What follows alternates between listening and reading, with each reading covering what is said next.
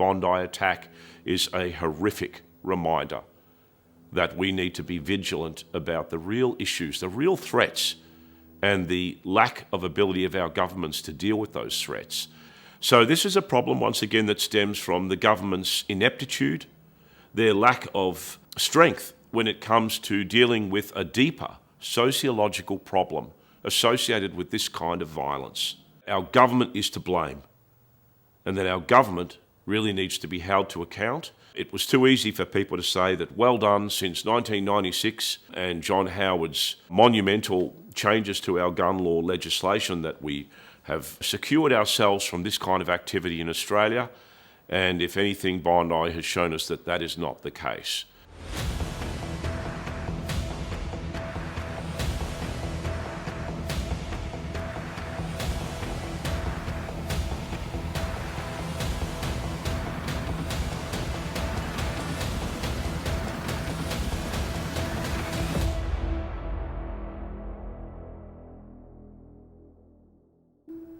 Welcome to the Wasp Files. Some of this material may be distressing and viewer discretion is advised. This episode of the Wasp Files is a special report on the Bondi attack that everyone is well aware of by now, which has just occurred in Sydney's iconic Bondi Beach. We're going to discuss this attack not as an isolated incident, but through the lens of the Port Arthur Massacre, and draw some parallels between the two events to discuss their framing and the perspective by which the reporting that's occurring on the attack and the government response to the attack may share some very uncomfortable parallels.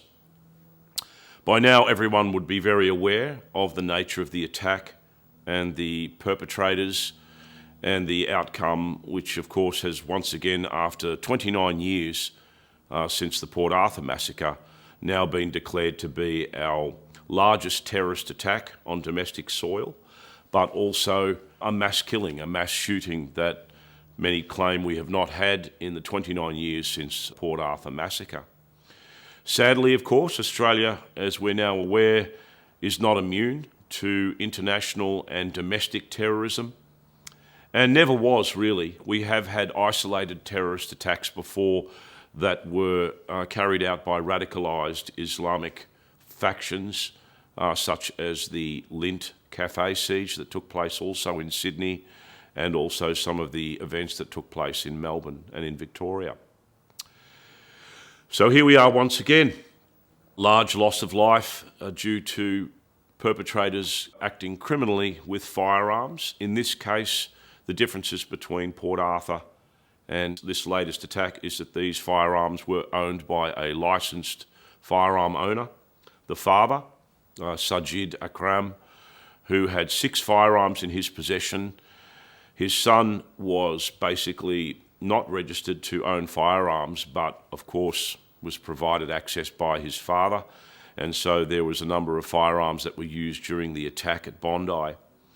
By all appearances, these appear to be modern straight pull action long arms and shotguns. There was a bolt action rifle with a telescopic sight, which would provide great accuracy, and the shotguns had what appeared to be a red dot, which is an illuminated dot sighting device which enables very quick acquisition of targets. Of course, and I did predict this, I put a post on Facebook that the immediate response by our Prime Minister, Anthony Albanese, would be to do a John Howard and announce once again toughening up Australia's gun laws in response to this massacre. The government is prepared to take whatever action is necessary. Included in that is the need for tougher gun laws. And this afternoon at 4 o'clock I will put on the agenda of the National Cabinet tougher gun laws, including limits on the number of guns that can be used or licensed by individuals. A review of licences over a period of time. People's circumstances change. People can be radicalised over a period of time. Licences should not be in perpetuity. and checks, of course, making sure that those checks and balances are in place as well. I'll take to National Cabinet this afternoon a proposal to empower agencies to examine what can be done in this area. Of course, it has to be said that the knee-jerk reaction that is brought into play every time there is some form of gun crime in Australia seems to be unjustified, in the sense that law-abiding firearm owners who do the right thing, and there are something like 1.2 million registered firearm owners in Australia and something like 4 million registered firearms, are generally used for the purposes for which they are procured, which is in farming cases for agricultural purposes, or target recreational hunting and sports like clay pigeon shooting, so on. And there generally doesn't seem to be an issue with that.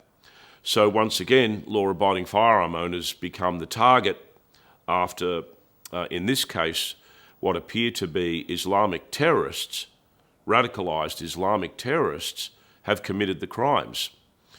It's as clear as a bell that criminals, and certainly terrorists, do not fit into the same category as licensed, law-abiding firearm owners.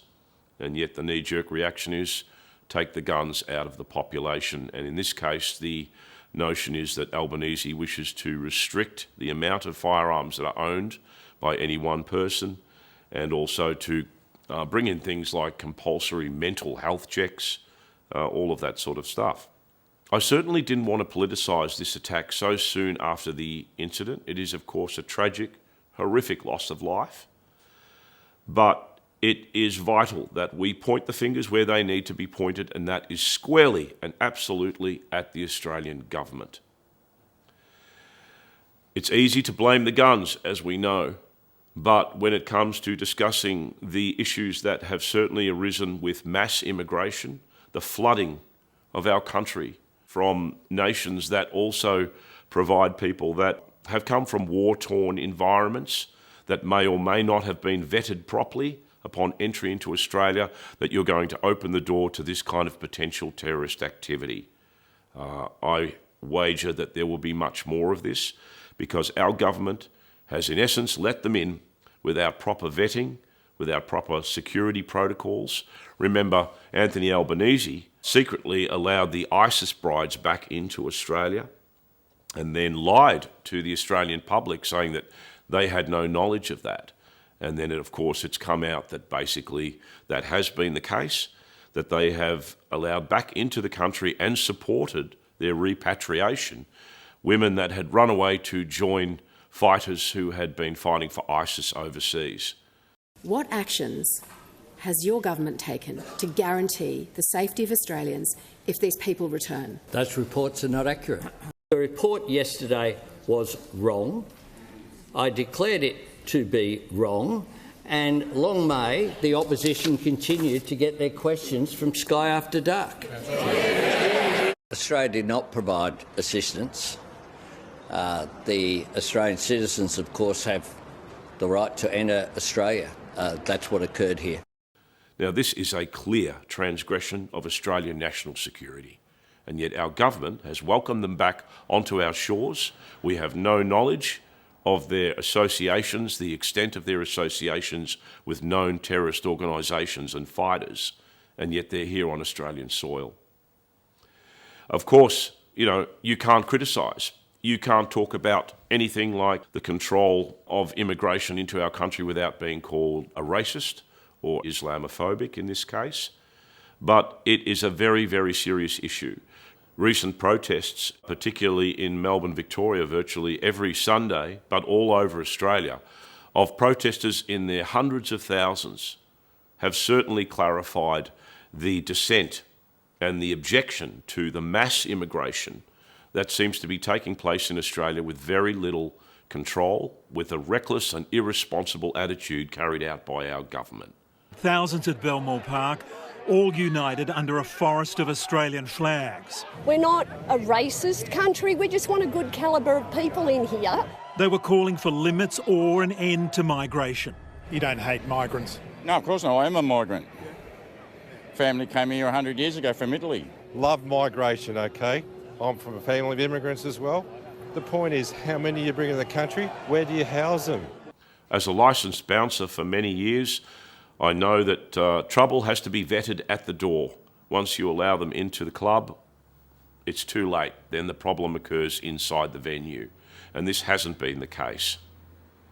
Of course, we know that the difference between the massacre that occurred at Port Arthur and the Bondi recent massacre, there's been a lot of changes, particularly technologically. So there will be a lot more coverage, whether it be CCTV footage, people with mobile phones, a lot more clarification from witnesses.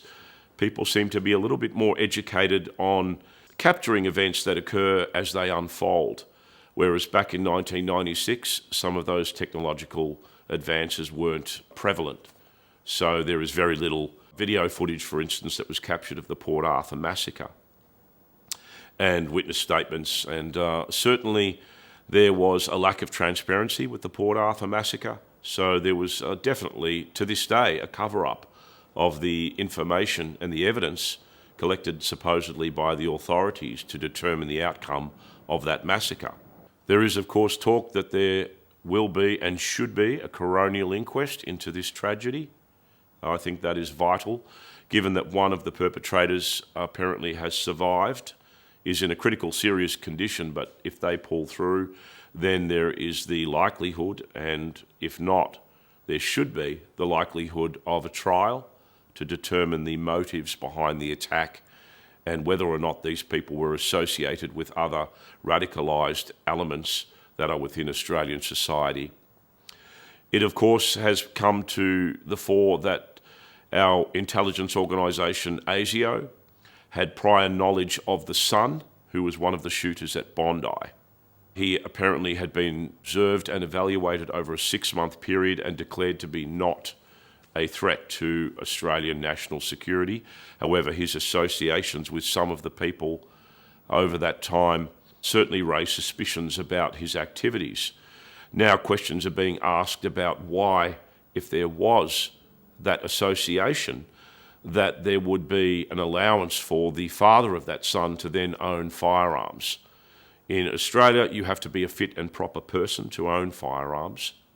And in this case, it certainly becomes clear that due to the association of the son, that there should be some very serious questions about whether or not that family should have been allowed to own firearms.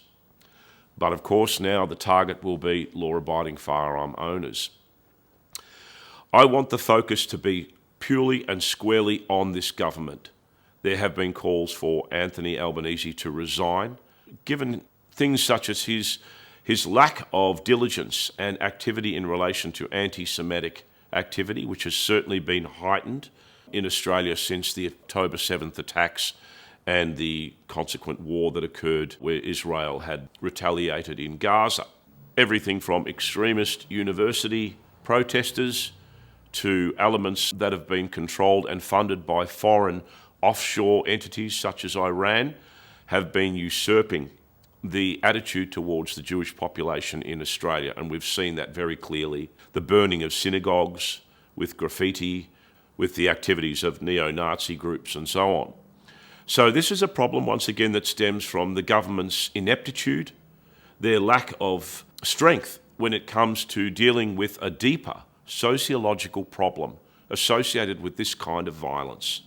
Whether it be radicalised religious attack or homegrown criminal activity, there is an ignorance, an aversion to dealing with the deeper psychological, sociological issues that open the door to this kind of violence on Australian soil. It was too easy for people to say that well done since 1996 and John Howard's monumental changes to our gun law legislation that we have, secured ourselves from this kind of activity in Australia.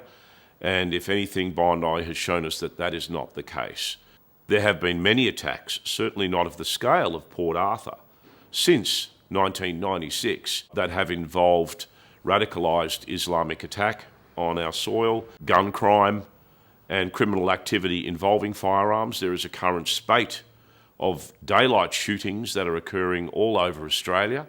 The recent Caruso shooting whereby perpetrators had opened fire on a building and fired 54 shots from a semi-automatic AK-47 certainly illustrates that illegal firearms are readily available to our criminal fraternity and are used. So we are not safe. The calls for gun control are missing the big picture, which is that there are elements to society. We've also seen it in Victoria with the recent machete ban and the ludicrous actions by the Allen government to implement machete bins to prevent the kind of murderous violence that's been occurring, the gang violence on Melbourne streets, which is still occurring, of course, because criminals do not follow the law. They don't get the memo about gun control. They don't get the memo about handing in their machetes. So I don't want this to be turned away from the focus that our government is to blame and that our government really needs to be held to account. And I guess for law-abiding firearm owners, of which I am one, it's time to say no. It's time to stand up and say we have the strictest gun laws in the world. We have complied. We are law-abiding firearm owners.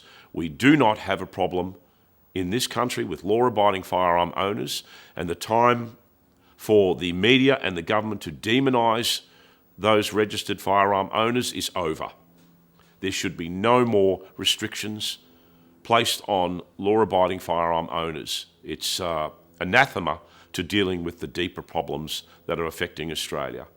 I would like to finish up by saying that the Bondi attack is a horrific reminder that we need to be vigilant about the real issues, the real threats, and the lack of ability of our governments to deal with those threats, that these are the issues that need deep, deep discussion and resolution. Once again, the knee-jerk reactions will not solve the problems. We need to look within ourselves, and we need to truly do what is required to make Australia a safe, free and prosperous, wonderful place to live. Thank you for joining us for this episode of the Wasp Files. New episodes will be uploaded every Tuesday at 7 p.m. Feel free to share far and wide, and please see the links to the Dropbox files and information relating to the episodes. Also, without any obligation, please see the Buy Me a Coffee campaign, which helps keep the channel running and also provides profits to my friends who are survivors from Port Arthur who have supported me on this journey. Thank you.